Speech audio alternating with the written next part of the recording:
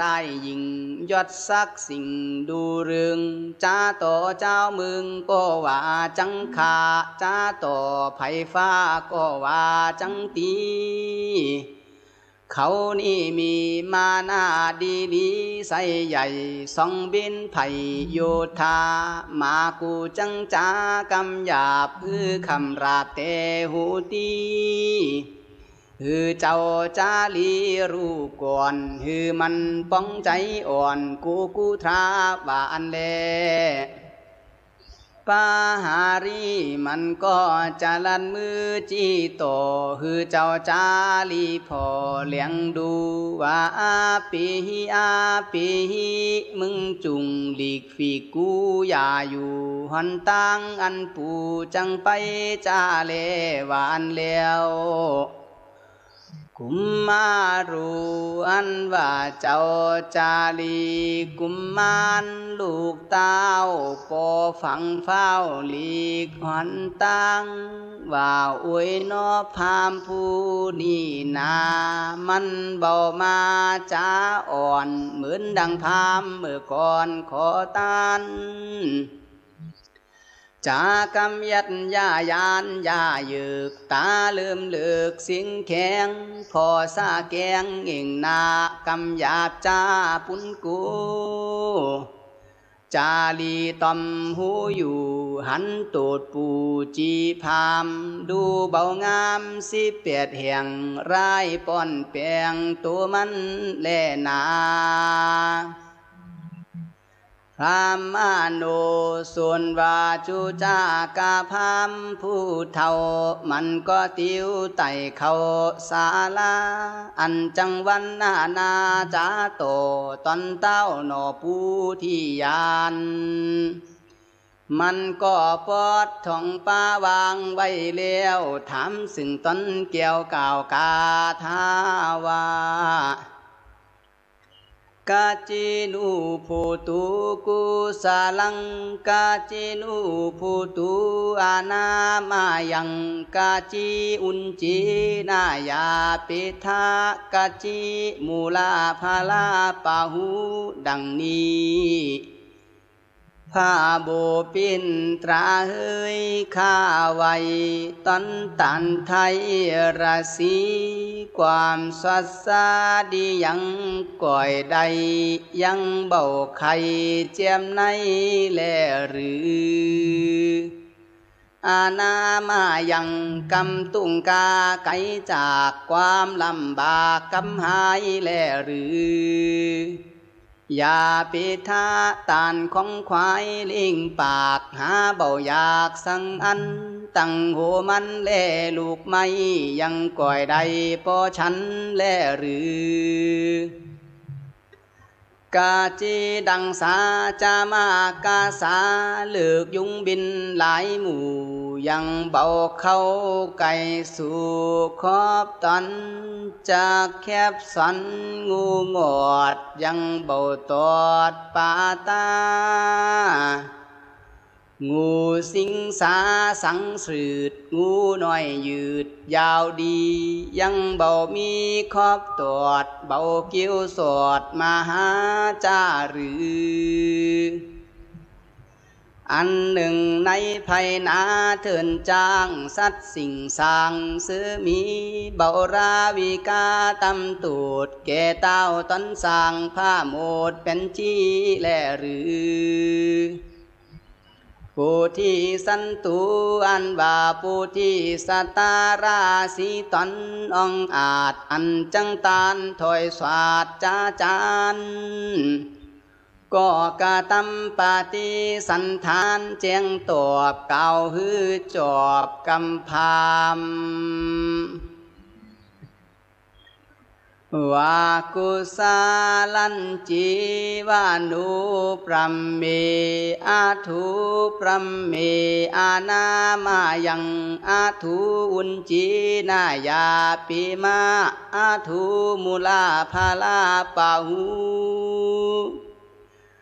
พรหมเมดุราพามเรามาอยู่ดงรามอาวาสยังบ่เป็นเพียดไข่ฉันใดตุกขาภัยอันเดือดเบาบังเกิดสังอันพาการหนึ่งหัวมันแล่หูสากลูกไม่มากนังนา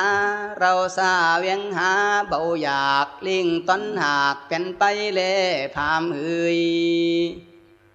อาถูพาการหนึ่งเลือกยุงใหญ่บินสวดเบาเข้ารอดคอมตอนจากแคบสันเมียงป่วงเบาลั่นจวงมาหางูสิงสาน้อยใหญ่มีปิดใจสามานเบามาปานกิ้วตรวจเบาเข้าสอดหิงสาในดองนาป่ากว้างมีเรียจ้างซื้อมีเบาราวียันตูดพ่อว่าเราเม็ดตาโพดหนีไปเล่พามเฮยสาตานุมาสีวาสันตังดูราพามติวติดอันตรองปิดเหมือนจีแต่กาเราภาคเมืองสีวีมาอยู่เขาแก้วกูวงกอดมีใจอดลำบากแจดเดินหากเตียวมาถึงศาลาเพียวรอดอยู่สร้างยอดปารามีวันนี้เดินจริงแป้งดีเบาเศร้าปีสองเก่าอาทิกามาซาเราได้อุตสาหะลำบากเจ็ดเดินหากมึนนานมีชีวิตปานแก้มสุขโดยวิมปาโยกนาวันนี้เราหันพามาเป็นแขกตั้งตอนแรกหูตีมีมือถือเต้าติดเหมือนดังหมากคาตุ้มติดสงสัยตานเตียวไก่มาใหม่น้ำตอนใส่กันตีของบูชาไฟมีตุกยึงหันเคืองพร้อมสันเราแลพามเฮยสวากาตันติมหาพระเมดุราพามผู้ใหญ่ตานเต่าตั้งใจใฝ่มาดีพายุจนามีเป็นแขกเบาพินแทกการใดตานจุงไปโรงน้ำล่างสวยซ้ำปาตาจุงจังมาอยู่พี่นั่งอยู่นีซาบายแรงก่อนตื่นตินดูกานีปิยาลานีลูกไม่มีหลายหลากอันนางมาตรีหากนำมาคือว่ามาขับตองดากินฝาดหมากหาดซ้ำเป็นยางหมากสร้างใสเบาเศร้าหมากมุงเตาแล่เตียงลายลูกไม่ลายมนหมากน้ำพึ่งหากกินหวานตานเตียวต่างพานลำบากจุงกินลูกไม่หมากอำปาเป็นอาหารต่างเขาแก่พามเท่าเอาแรงก่อนทราอีตัมปีปานิยังสีตังดูราพามนำกินงามเบาคุณเบามีเยื่อฝุ่นทรองดีอันนางมัดตรีผู้ใจกว้างไปตักเตตังกิรีนำกินดีตักใหม่กันดูดได้เรียงมา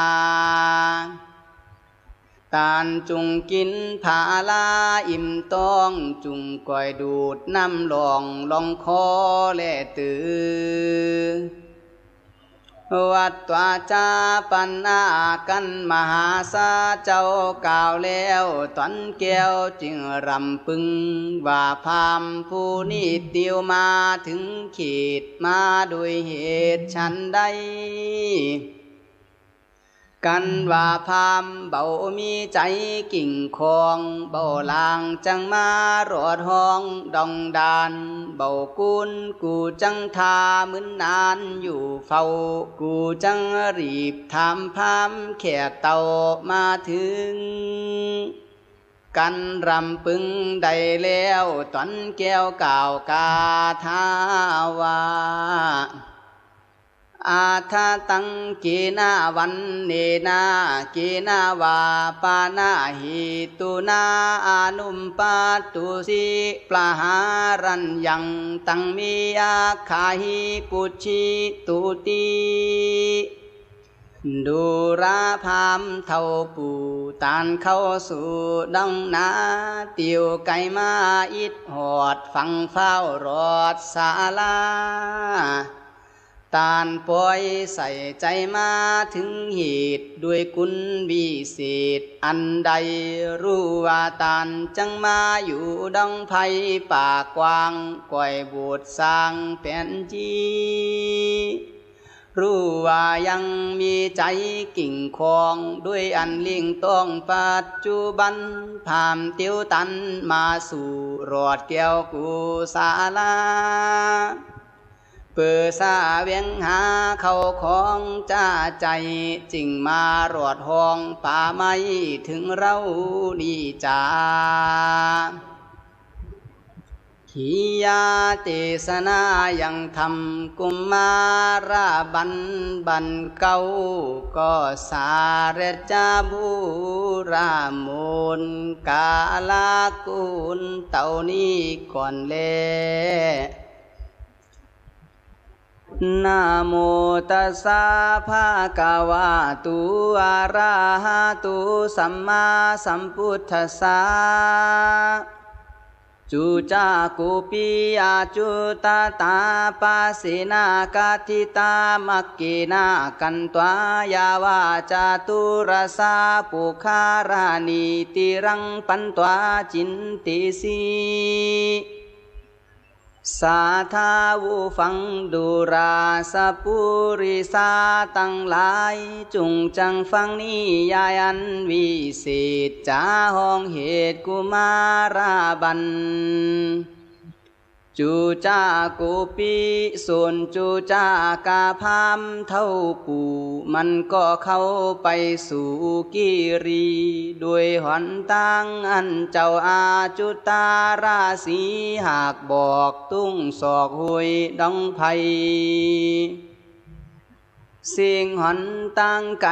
ไปอยากเนื้อเบื่อหากลงหลายตูเบาตายจิงรอดสระแก้วยอดปุคารานีจาตุรสามีสี่เจียงพามเท่าเตียงข้านิ่งใจว่าอัจจาในวันนี้ตาวันตอกตำก้อยคำอ้อยจ้อยพอดี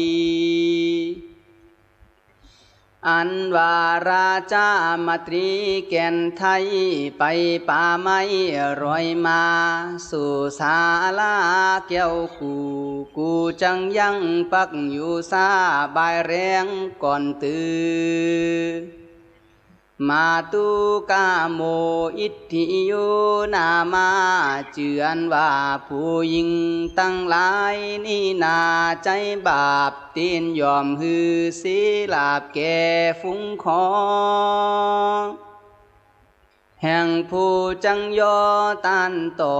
ตีนยอมสอฮือเป็นอันตารายกูยังรู้อุบายอันจังสีพาโยชน์อันจังฮือเป็นตูดเบา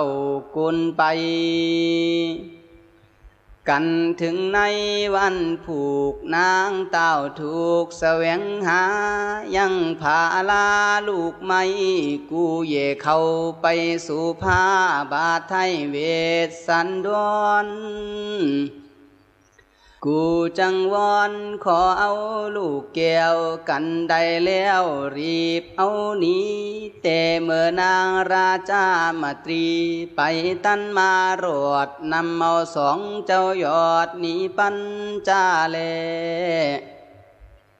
อาทาสา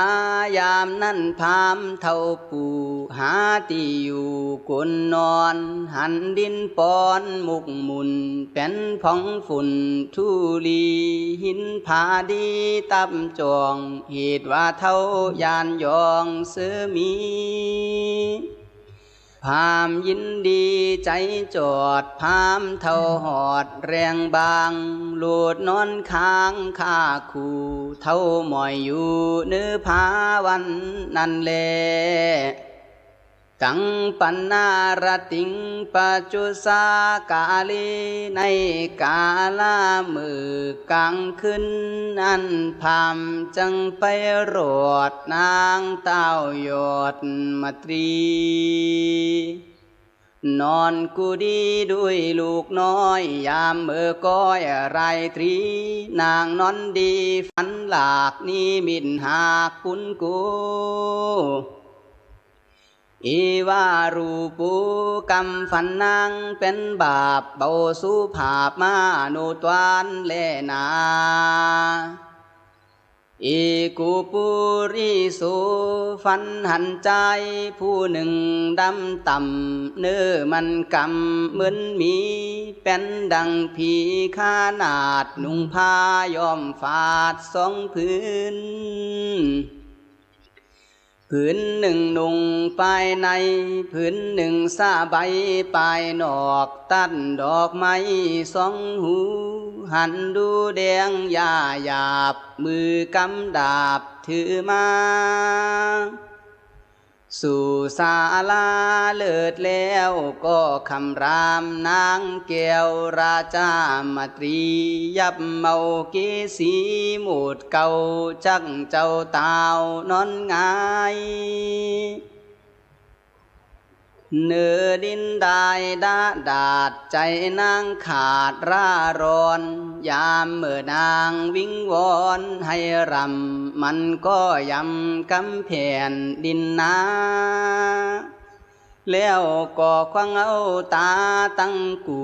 หือนางอยู่โมเมามันก็ตันเอาแขนใดกว่าแล้วก็พาเอาจ้องเอาหัวใจอันมีเลือดไหลตอกจ้าใจกันได้แล้วก็โลดหนีไปวันนั้นแลสาปาพุนจิตวานางราชามตรีก็ซาดุงตื่นลุกแล้วจึนข้าจังฝันเบาเกยหันยินหลากตอกใจมากนังนาว่าอวยนอกำฝันอันนี้นาหันหลากฝันร้ายมากนาไผป่วยจังมาแก่ทีคือรู้ตีสาสดีแก่กุราชามตรีได้นี่จาปันดังกูมาข้านิ่งรู้รอดไผเบาลือเต้าไทยยอดสันดอนนางก็ลุกจากตีนอนตอนไปสู่ในแก้วกูอาสมแห่งผ้าบุรมวัดวิ่งยามสงัดติงกลางขึ้นนั่งไปยืนตีต่อยเปลี่ยนประตูดังกากากอยสัญญาคือเต้าดาตอนตื่นเปิดไขรู้แจ้งจืนกำฟันแลนามหาสันตุมือนั้นพามหาสัจเจ้ายังนั่งเฝ้าภาวนาได้ยินเสียงประตูศาลาดังกากากเต้ายินหลากจึงถามดูว่าประตูกูดังมีนั้นเป็นจือจันฉันได้ไผเตียวไปไปนอกมาตีตอกประตูกูนี่จา มัตตินางราชามัตรีศรีสระอาจจังบอกแก่เต้าที่ราชองคำว่าข้าแด่ผ้าตรองทำจืนจ้อยข้าน้อยจือมัตรีและผ้าเมืองเฮยพัตติอัมหากังเมื่อนั้นพามหาสัตตาราศีตอนจอบตานถอยตอบราชามัตรีว่าพัตติดูรานางมันตรี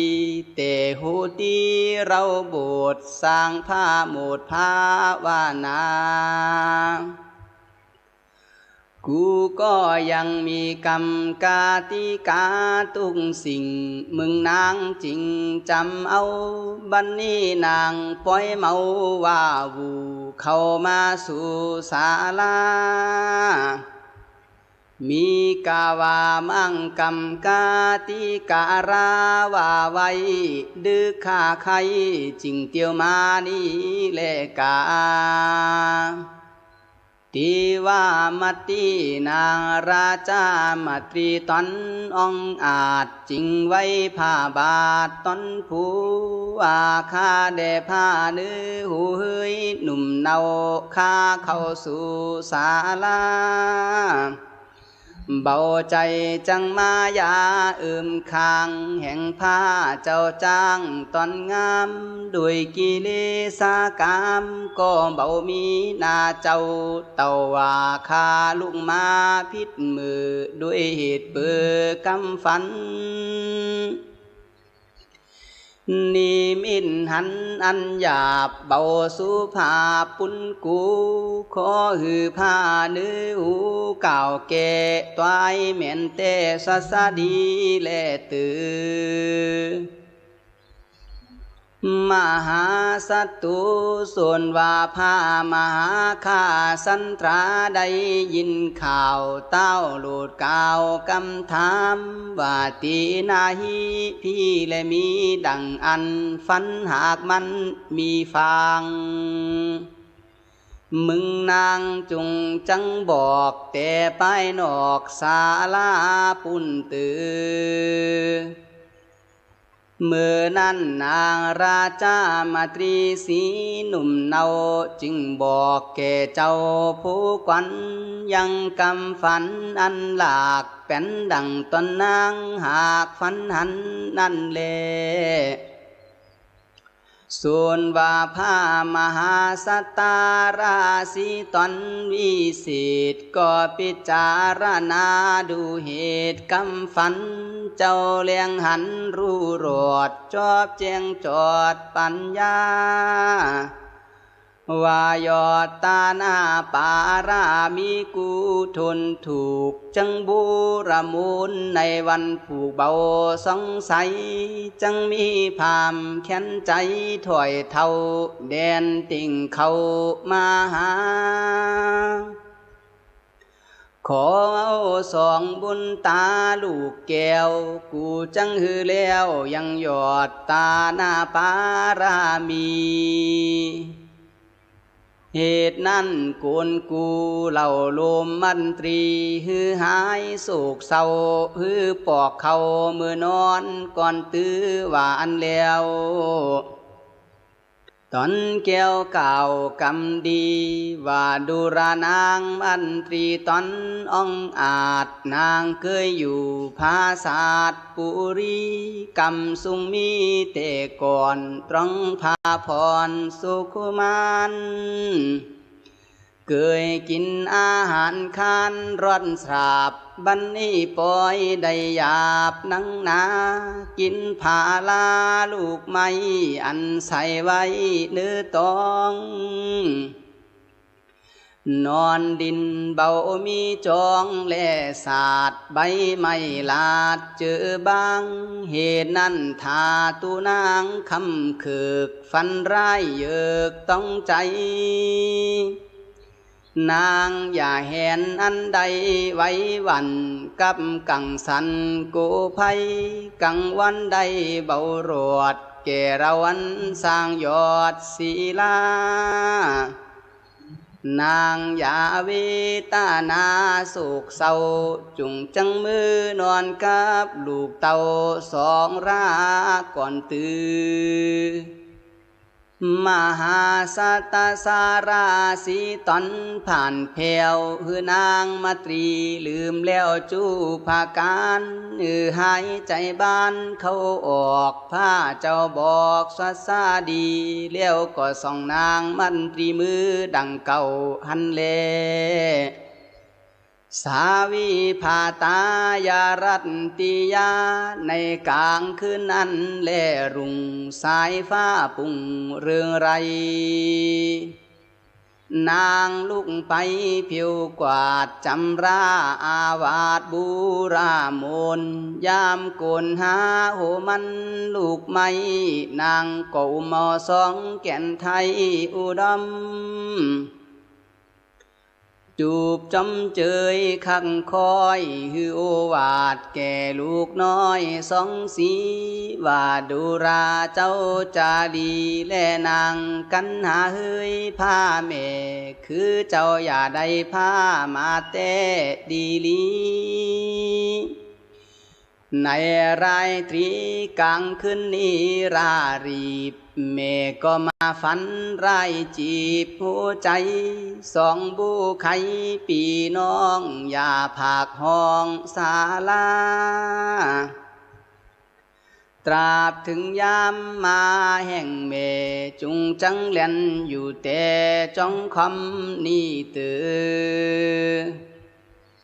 กันราชามาตรีสั่งแล้วก็อุ้มเอาลูกแก้วตั้งสองไปถวายของฝากไว้แต่บาทไทยภาคาสันตรามีน้ำตาตอกจ้าใจเย่ร้องให้ก็เย่ถือเอายังข้าเจ้าและสิมจอดบองดาเตียงตองโหมันนางก็เข้าไปสู่หิมะวันป่ากว้างอันเป็นตีสีบสร้างซื้อมีวันนั่นแลจูจ้ากูส่วนว่าจูจ้ากาพามผู้ลูบกวางนอนตีข้างซาตื่นพาไก่สาลาผ้าบาทผ้าสุริยาเจียงอากาศเลี้ยงดีมันก็ขนิ่งใจว่ามัดพรีไปป่าแล้วล่าลูกแก้วสองสีไว้จิมพาราสีตอนโปจาเลพามก็ไหวนาโรลองมาจากซาตื่นพาตีอยู่เข้าไปสู่น้ำสองตอนมันเดินหันติวติดรู้ด้วยเหตุยามไปเท่าเตียวไว้ใจหมอวายนารอศาลาเตียวมักกาป่าไม้รอตีไข่อารามอันเลมหาสันตุอันว่าพามหาสัจเจ้าก็ออกมานั่งเฝ้า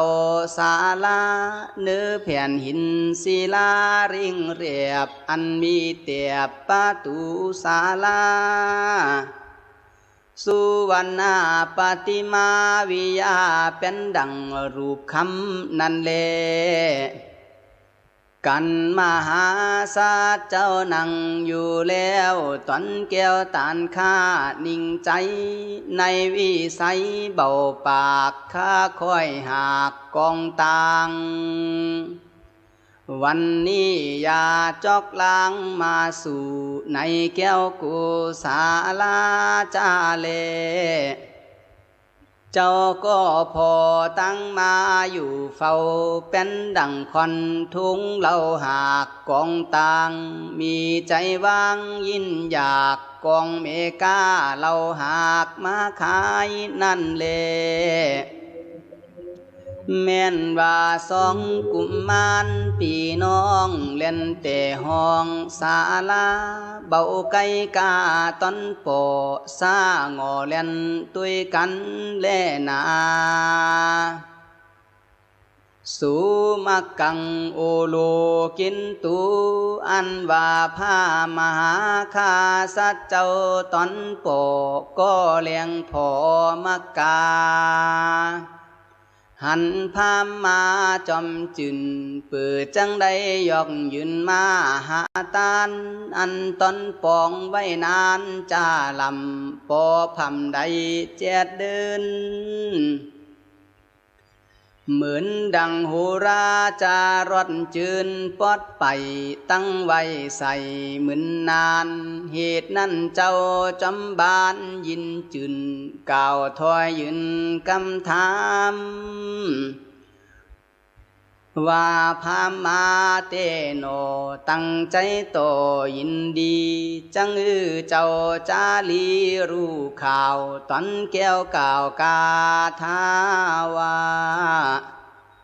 อุเทหิจาริปาติธาปุรานังวิยาติสาติพรามานังวิยาปัสสามินันติโยมาภิกิราริติดังนี้ตาตาจาลีดูราเจ้าจาลีลูกรักปอเจ้าจงลูกมาหมอบันเดียวปอก็หันยาจอกเตียวมาสู่ดันหมู่ไม้มาหาเหมือนดังพรามมานาปู่เท่าเป็นดังมือเราอยู่ในเมืองปอก็มีปีติเรื่องสาราบปอดังได้อาบน้ำเสียนให้มาไว้ด้วยหมอฟังคำปอยานันตราตั้งสุตัวเจ้าจาลีได้ยินอานุสวัสดิ์ไว้ผ้าบาทถอยสารว่าหัมปีตาตาปัสสามีอยู่สุพรหมนาวตินสติอัตถิกุวิยาอายาติอัตติทินุภาวินสาติติดังนี้ตาตาคาเดโปเป็นเจ้าตอนผ่านเผาจอมทันคนใดอันเต้าบอกข้าหน่อยออกเลี้ยงหันตูมันพันมาสู่ปลายนอกกุศลาเหมือนดังพรามมานาผู้วิเศษเดินดาวเตดถึงรามันมาเบามีกูเสียงมาสู่ศาลากันมันมารอดแล้วก็จังเป็นแขกแก้วแก่สองราชาเลวัดตัวจาปันนากันว่าเจ้าจาลีสีอยู่อาราชกล่าวถึงเต้าผู้ว่านาตรองธรรมอันครอบย้ำยังโปจึงลูกหมอมาปันไปถามเอาปาริขานมันพามปู่อันตั้งอยู่หอนตั้งนั่นแลสุพรามโนอันว่าพามใจดำกีดกาเลี้ยงพ่อนากุมมันว่ามันผู้นี่คานจืนจ้อยยังอ่อนน้อยผิวใสร้อยว่าเป็นหลานพญาสันใจยาราชอันเป็นลูกพระบาทเจ้าเวสสันดรนามากรเจอจาดจือจาลีราชปึงเป่าอันกูจังขอเอาเป็นขามาอยู่ทากองตางนี้จาเลอันว่าจาติลูกเต้าพญานี่นารายหญิงยศศักดิ์สิ่งดูเรื่องจ้าต่อเจ้ามึงก็ว่าจังขาจ้าต่อไผฟ้าก็ว่าจังตีเขานี่มีมานาดีลีใส่ใหญ่สองบินไผ่โยธามากูจังจากำหยาบพือคำราบเตหูตี ฮือเจ้าจาลีรู้ก่อนฮือมันป้องใจอ่อนกูทราว่าอันแลปาหารีมันก็จะลันมือจี้โตฮือเจ้าจาลีพอเลี้ยงดูว่าอาปีมึงจุงหลีกฝีกูอย่าอยู่หันตังอันปูจังไปจาเลวานแล้วกุมมารูอันว่าเจ้าจาลีกุมมารลูกเต้าปอฝังเฝ้าหลีกหันตังว่าอวยนอพามผู้นี่นามันเบามาจ้าอ่อนเหมือนดังพามเมื่อก่อนขอตานจากำยัดยายานยาหยึกตาเลื่อมเลือกสิงแข็งพอซาแกงเอ่งนากำหยาบจ้าปุนกูจาลีตอมหูอยู่หันตูดปูจีพามดูเบางาม18 แห่งรายป้อนแปลงตัวมันแลนาพรามโนส่วนวาจุจากาพามผู้เท่ามันก็ติ้วไต่เขาศาลาอันจังวันนาจาโตตอนเต้าหนอปูที่ยานมันก็ปอดท่องป้าวางไว้แล้วถามซึ่งตนเกี่ยวก่าวกาทาวากาจินูภูตุกุสาลังกาจินูภูตุอานามายังกาจิอุนจีนายาปิทากาจิมูลาภาลาปาหูดังนี้พาโบปินตราเฮยข้าไว้ตอนตันไทยราศีความสัสสาดียังก่อยใดยังเบาไข่เจียมในแลหรืออาณามายังกำตุงกาไกจากความลำบากกำหายแลหรืออย่าปิทาตานของควายลิงปากหาเบาอยากสังอันตั้งโหมันแลลูกไม่ยังก่อยใดปอฉันแลหรือกาจีดังสาจามากาสาเลือกยุงบินหลายหมู่ยังเบาเข้าไก่สู่ขอบตอนจากแคบสันงูหมดยังเบาตอดปาตางูสิงสาสังสืดงูน้อยยืดยาวดียังเบามีขอบตอดเบาเกี้ยวสอดมาหาจ้าหรืออันหนึ่งในภัยนาเถินจางสัตว์สิ่งสร้างเสือมีเบาราวิกาตำตูดแก่เต้าต้นสร้างผ้าโมดเป็นจีแลหรือผู้ที่สันตุอันว่าผู้ที่สัตตาราสีตนองอาจอันจังตานถอยสวาดจาจานก็กะตำปฏิสันฐานเจียงตอบเก่าฮือจอบกำพามว่ากุสาลันจีวานุปรัมเมอาทุปรัมเม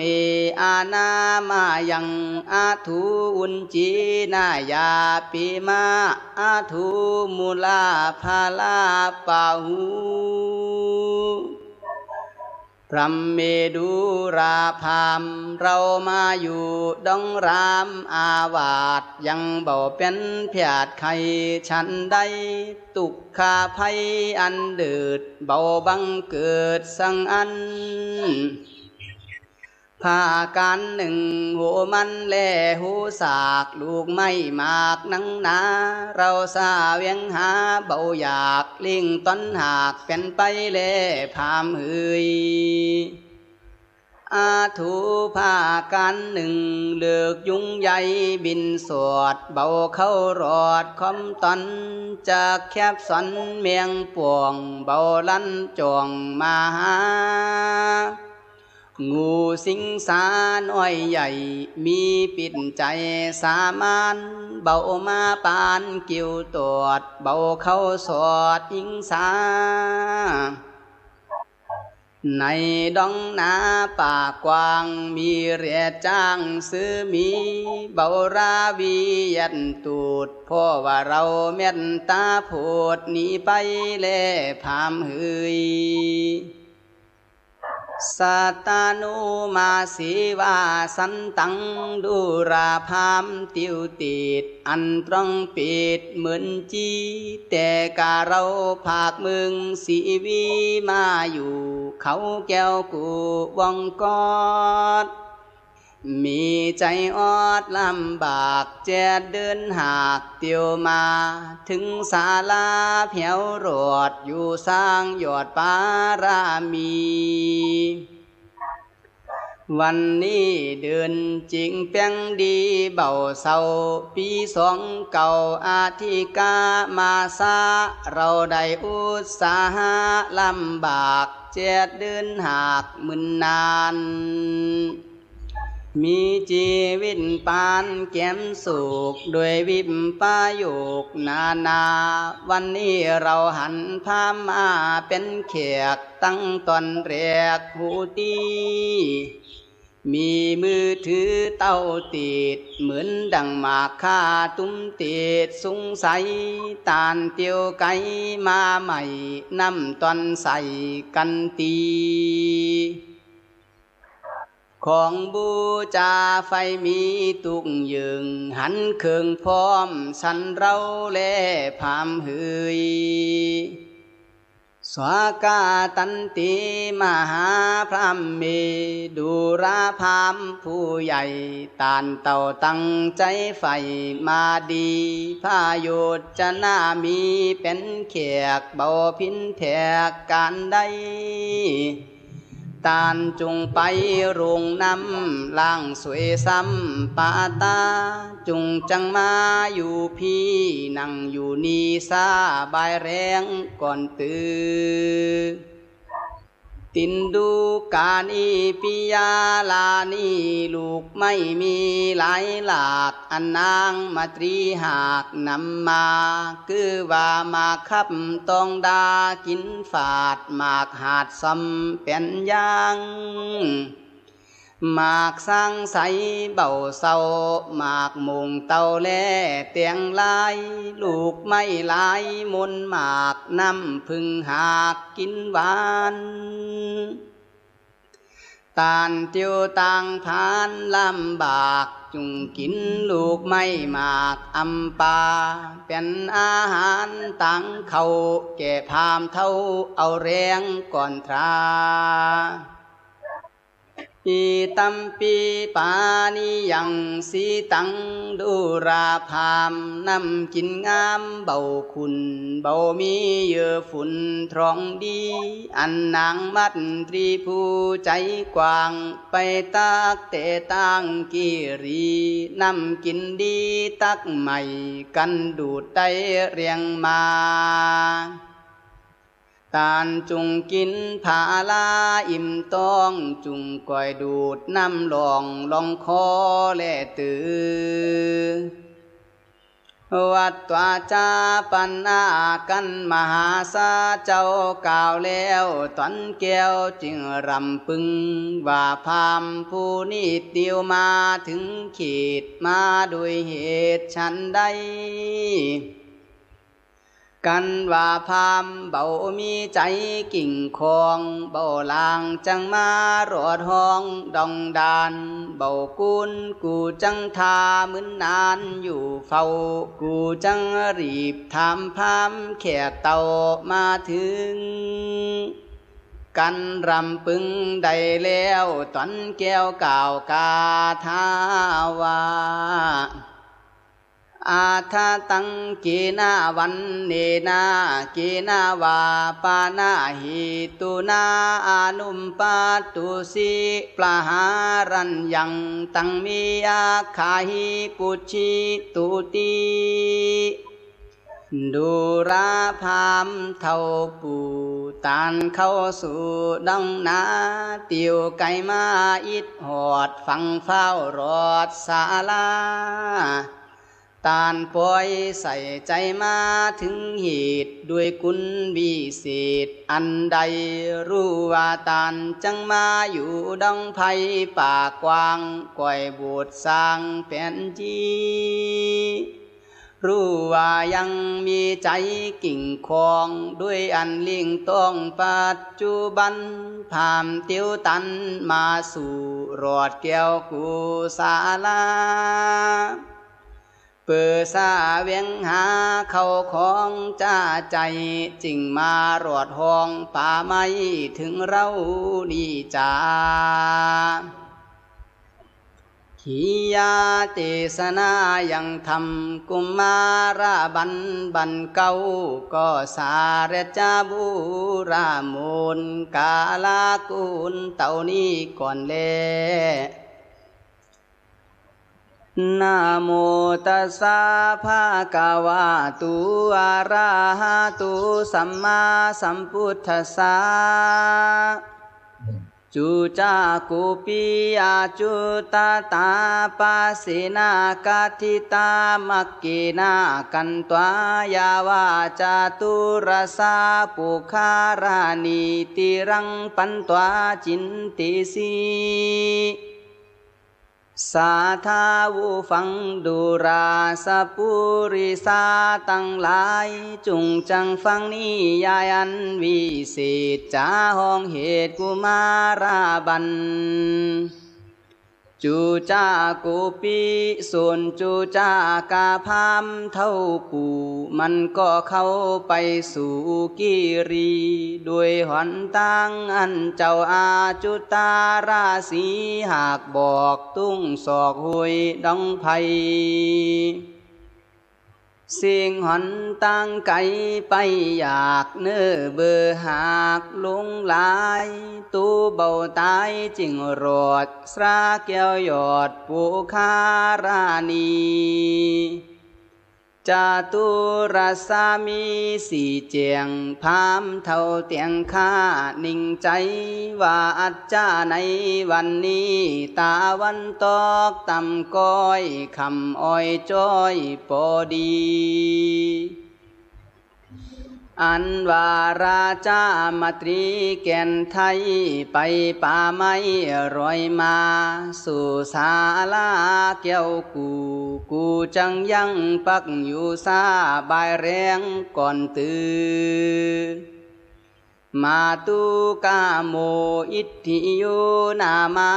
เจือนว่าผู้หญิงตั้งหลายนี่นาใจบาปตีนยอมฮือศีลาบแก่ฟุ้งคองแห่งผู้จังยอตันต่อตีนยอมส่อฮือเป็นอันตารายกูยังรู้อุบายอันจังสีพาโยชน์อันจังฮือเป็นตูดเบากุลไปกันถึงในวันผูกนางเต้าถูกแสวงหายังพาลาลูกไม่กูเย่เข้าไปสู่ผ้าบาทไทยเวสสันดรกูจังวอนขอเอาลูกแก้วกันได้แล้วรีบเอานี้แต่เมื่อนางราชามตรีไปตันมารอดนำเอาสองเจ้ายอดนี้ปัญจาเลอาทาสายามนั้นพามเท่าปูหาที่อยู่กุนนอนหันดินปอนมุกมุนเป็นผองฝุ่นทุลีหินผาดีตับจองเหตุว่าเท่ายานยองเสือมีพ ามยินดีใจจอดพามเท่าหอดแรงบางหลุดนอนค้างข้าคู่เท่าหมอยอยู่เนื้อผาวันนั่นแลกังปันนารติงปัจจุสากาลีในกาลามือกลางขึ้นอันพามจังไปโรดนางเต้ายอดมาตรีนอนกูดีด้วยลูกน้อยยามเมื่อก้อยไรตรีนางนอนดีฝันหลากนี่มินหากปุนกูอีวารูปูกรรมฝันนางเป็นบาปเบาสุภาพมาโนตวานเลนาอีกูปุริสุฟันหันใจผู้หนึ่งดำต่ำเนื้อมันกำเหมือนมีเป็นดังผีขานาดนุ่งผ้ายอมฟาดสองพื้นผืนหนึ่งนุ่งไปในผืนหนึ่งซาใบปลายนอกตัดดอกไม้สองหูหันดูแดงยาหยาบมือกำดาบถือมาสู่ศาลาเลิศแล้วก็คำรามนางแก้วราชามตรียับเมาเกสีหมูดเก่าจักเจ้าเต้านอนงายเนื้อดินได้ดาดาดใจนางขาดร่าร้อนยามเมื่อนางวิงวอนให้รำมันก็ยำกำแผ่นดินนาแล้วก็ควังเอาตาตั้งกูหือนางอยู่โมเมามันก็ตันเอาแขนใดกว่าแล้วก็พาเอาจ้องเอาหัวใจอันมีเลือดไหลตอกจ้าใจกันได้แล้วก็โลดหนีไปวันนั้นแลสาปาพุนจิตวานางราชามาตรีก็ซาดุงตื่นลุกแล้วจึนข้าจังฝันเบาเกยหันยินหลากตอกใจมากนังนาว่าอวยนอกำฝันอันนี้นาหันหลากฝันร้ายมากนาไผป่วยจังมาแก่ทีคือรู้ตีสาสดีแก่กุราชามตรีได้นี่จาปันดังกูมาข้านิ่งรู้รอดไผเบาลือเต้าไทยยอดสันดอนนางก็ลุกจากตีนอนตอนไปสู่ในแก้วกูอาสมแห่งผ้าบุรมวัดวิ่งยามสงัดติงกลางขึ้นนั่งไปยืนตีต่อยเปลี่ยนประตูดังกากากอยสัญญาคือเต้าดาตอนตื่นเปิดไขรู้แจ้งจืนกำฝันแลนามหาสันตุมือนั้นพามหาสัตเจ้ายังนั่งเฝ้าภาวนาได้ยินเสียงประตูศาลาดังกากากเต้ายินหลากจึงถามดูว่าประตูกูดังมีนั้นเป็นจือจันฉันได้ไผเตียวไปปลายนอกมาตีตอกประตูกูนี่จามัตตินางราชามตรีศรีสระอาจจังบอกแก่เต้าที่ราชองคำว่าข้าแด่ผ้าตรองทำจึนจ้อยข้าน้อยจือมาตรีและผ้าเมืองเฮย พัตติอัมหากัง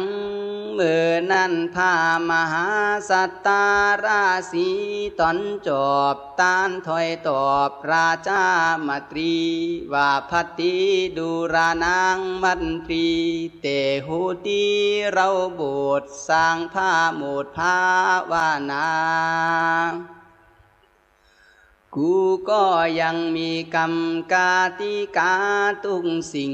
มึงนางจริงจำเอาบันนี้นางปล่อยเมาว่าวูเข้ามาสู่ศาลา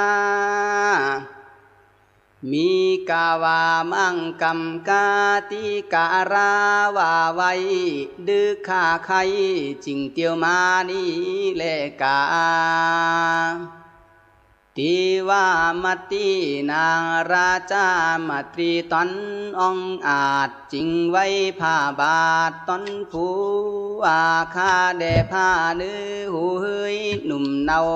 ข้าเข้าสู่ศาลา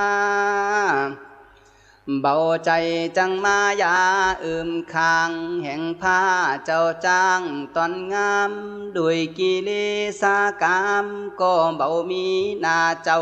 เต่าว่าคาลุกมาพิษมือด้วยเหตุเปือกำฝันนิมิตหันอันหยาบเบาสุภาพปุนกูขอหือผ้าเนื้อหู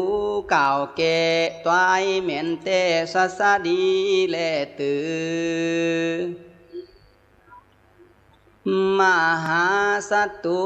ส่วนว่าพามหาคาสันตราได้ยินข่าวเต้าโลดกาวกำถามว่าตีนาหิพี